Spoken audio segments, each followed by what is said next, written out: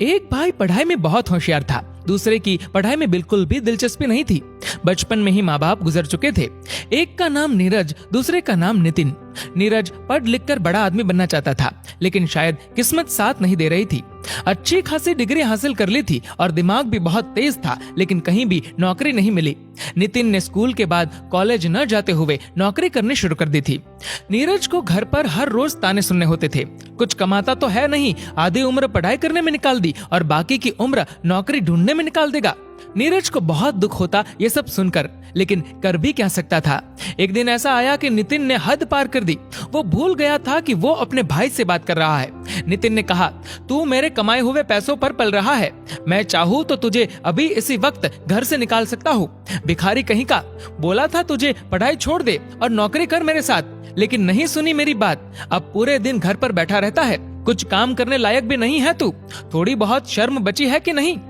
नीरज का दिल टूट गया ये सोचकर कि ठीक है, बुरा वक्त चल रहा है, लेकिन एक भाई की ऐसी भाषा।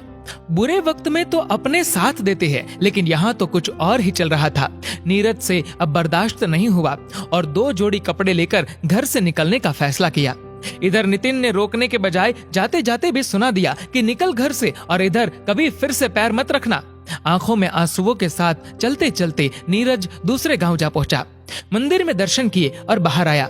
उधर एक बूढ़ी महिला ने उसे थोड़ा खाना दे दिया। नीरज ने पूछा कि माँ जी, आपको कैसे पता मैं भूखा हूँ? बूढ़ी महिला बोली, बेटा मैं भी एक माँ हूँ और तू मेरे बेटे जैसा है। तेरा चेहरा देखकर ही समझ गई। नीरज ने अपनी कहानी उस महिला को सुनाई। महिला बोली, बेटा तू पढ़ा लिखा है ना, एक काम कर, हमारे गांव में शिक्षक नहीं है, तू इस गांव के बच्चों का गुरु बन जा। नीरज तो सोचने लगा कि भविष्य में नौकरी मिले न मिले, इधर कम से कम 2 वक्त की रोटी तो मिल ही जाएगी। गांव वालों ने पूरे सम्मान के साथ एक घर दिया और खाना तो बूढ़ी माँ ले आती थी। अब मन में वो भाव नहीं थे कि पैसे कमाकर जिस भाई ने घर से धक्का मारा है उस भाई को मुंह तोड़ जवाब देना है, लेकिन भाव ये थे कि अब सेवा करनी है और मेहनत करनी है। शिक्षक के तौर पर इतनी मेहनत की कि आसपास के शहर से बच्चे नीरज के पास पढ़ने के लिए आने लगे। शहर वाले अच्छी खासी ट्यूशन फीस दे देते थे। धीरे धीरे ये कारवा बढ़ता गया, फीस भी आती गई, बच्चे भी पढ़ लिख कर होशियार होते गए। आखिर वो दिन आ गया जिसका नीरज को इंतजार था। शहर से एक व्यक्ति मिलने आया और बहुत बड़ी जॉब ऑफर की। वो व्यक्ति बोला कि शहर में हमारी स्कूल है, क्या आप उस स्कूल के प्रिंसिपल बनना पसंद करेंगे? नीरज बहुत खुश हुआ, लेकिन 2 मिनट में ही मना कर दिया। उस व्यक्ति के होश उड़ गए। कारण पूछा तो नीरज ने कहा कि अब ये गांव ही मेरी दुनिया बन चुकी है और इस गांव को छोड़कर मैं कहीं नहीं जाऊंगा। वह व्यक्ति फिर से 7 दिन बाद मिलने आया तो नीरज ने बिना सुने ही कह दिया कि सर, आप इधर आने की तकलीफ बार बार क्यों कर रहे हैं? मैं आपके स्कूल का प्रिंसिपल नहीं बनना चाहता, मुझे माफ कीजिए।